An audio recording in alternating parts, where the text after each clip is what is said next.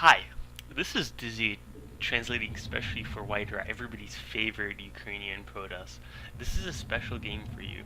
I led a game against a 2300 level Diamond Zerg on the European server on the just recently released map Shakura's Plateau. The recent patch has made it quite difficult to play as Protoss against Zerg because the Roach unit has gotten longer range 4. Of course, it's still doable to fight Roach armies head on, but it's a lot more difficult, especially if you don't get very good positioning. Alright, let's talk a little bit about this map. It's meant for both 1-on-1 and 2v2 play, but a 1-on-1 duel here makes for very good games. There are plenty of places on this map for expansion, so a game can often go in the direction of heavy macro game. A macro game with lots of units and skirmishes all over the place and upgrades and bases makes for a very satisfying game, and I very much like maps of this nature where you can execute a build order not only based on a timing push or early micro, but also relying on a later game management and macro play.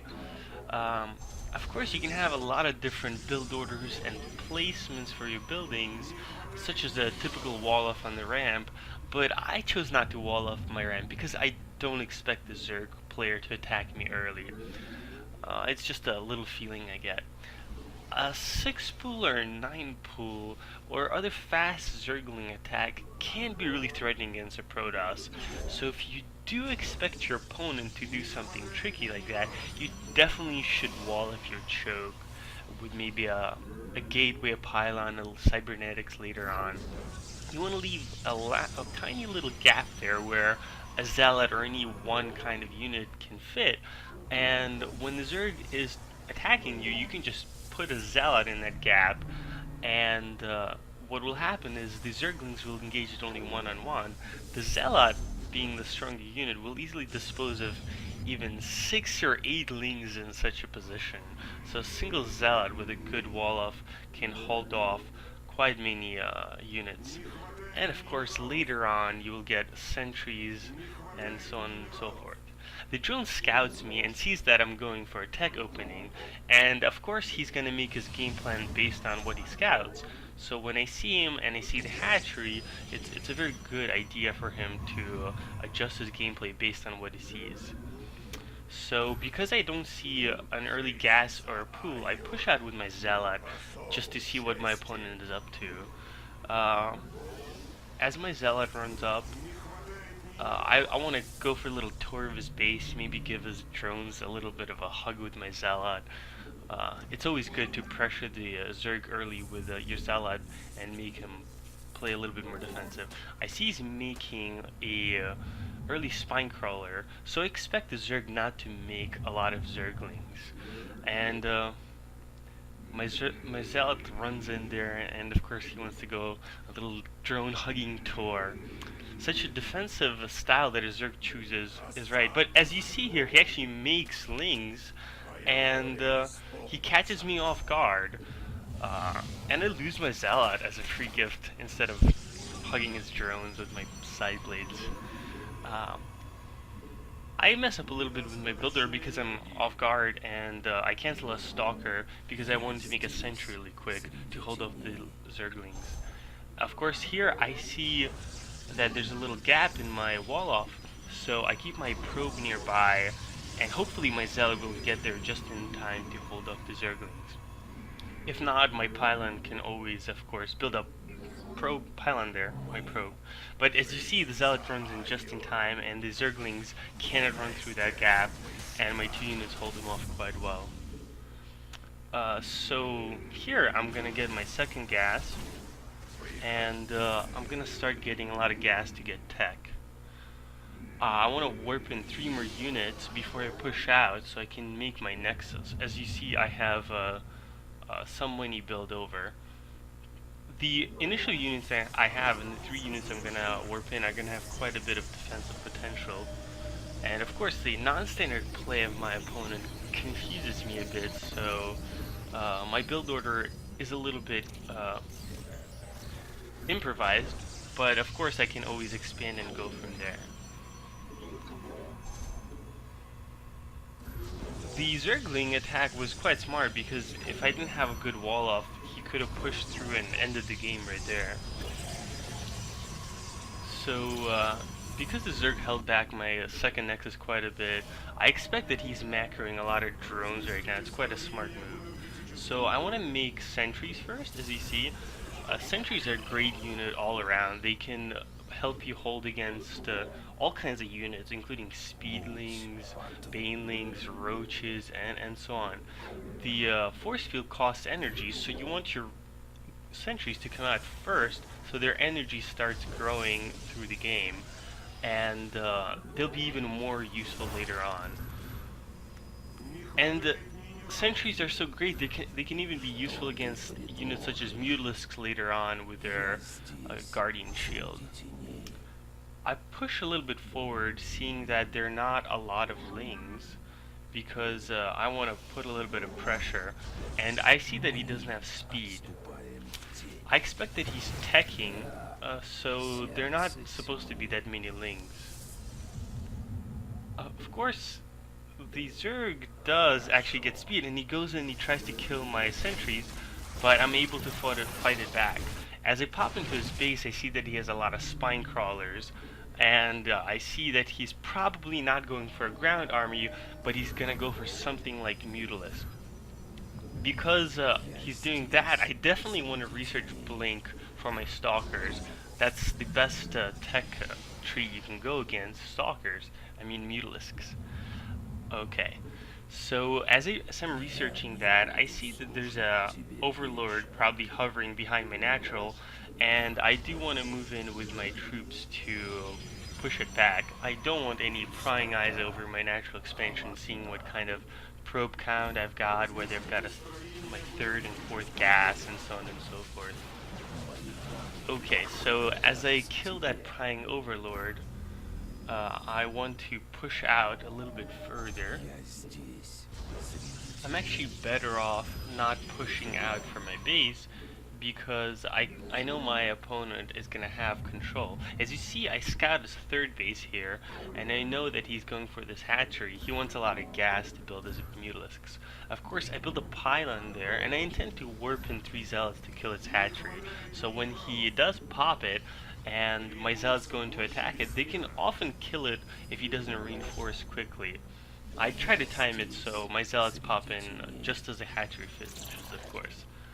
And of course, also the Zealots will push back his Mutalisk timing because he doesn't have that many other troops, so his Mutalisk won't be that quick to attack my main base. My +1 upgrade is going to finish pretty soon, so my army is going to become a lot more effective against all the kind of units. And of course my Zealots run in here and try to attack his hatchery, and I hide my probe in the top left corner.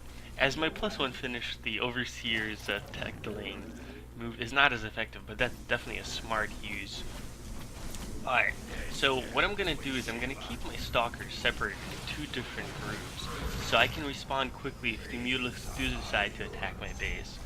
The 3 and 4 Zealots I have in his hatchery kill it pretty easily, and the Mutalisks fly in and attack it, so I know that the push is going to be delayed quite a bit, and I have time to actually get a few cannons in my main base. Of course, I want to build the cannons in my main base, so my rally troops by my natural will defend that quite easily.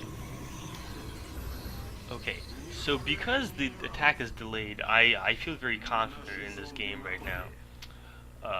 I proceed to play a lot of Stalkers because I don't see my opponent switching his tech to anything like Roaches or Hydras. Of course, if he had something like Roaches or Hydras, pure Stalkers wouldn't be the best choice of units for me to build. I would need some units such as Immortals or Colossi. But right now I can push out because I know I have a stronger army. As I push out, I see that there's a lot of Mutalisks flying in over my base, so of course I gotta go defend as I got no cannons there. I blink in with some Stalkers and snipe a few Mutalisks really quick, and he can do nothing but run back. Of course I want to push out and I want to build my momentum right now because I have a stronger army. He tries to harass me a little bit, but I go in after losing a couple of probes and push his Mutalisk army back for good.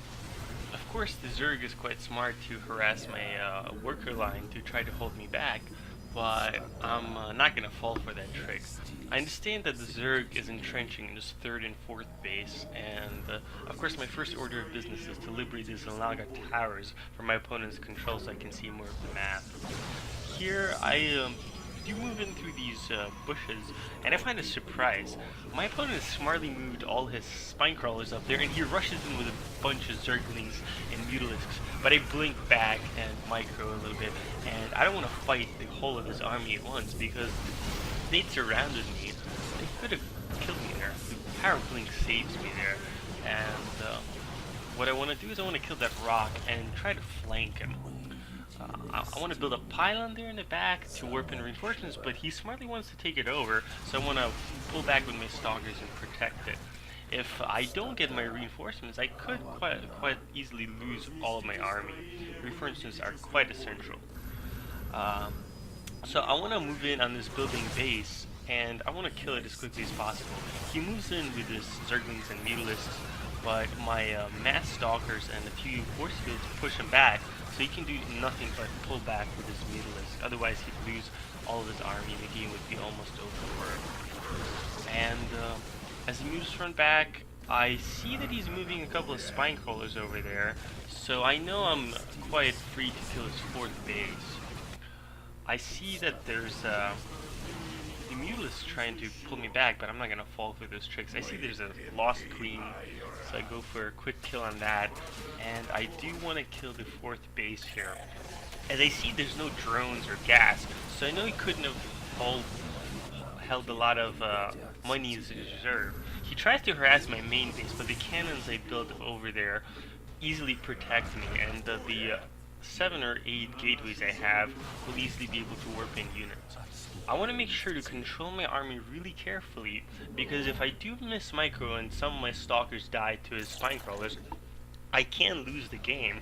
It's still not over, although I do have a strong advantage. Here I blink back damaged units, so I'm fighting only portions of his army at once, and I do kill quite many of his defenses and mobile troops.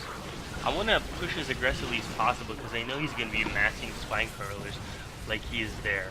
And my single sentry that I built earlier on, one of the 5 that survived, is providing quite a bit of protection against the AoE Mutalisk attacks. So here the Zerg has nothing else under his sleeve, and as his final defenses die, he can't hold against my mass stalkers. I hope this build with Blink Stalkers against Mutas was useful for you. This is a build I always keep in my arsenal. Of course, it definitely helps to read my opponent's game and know that he's not going for roaches or hydralisks, and lets me play with that robotics facility. Thank you.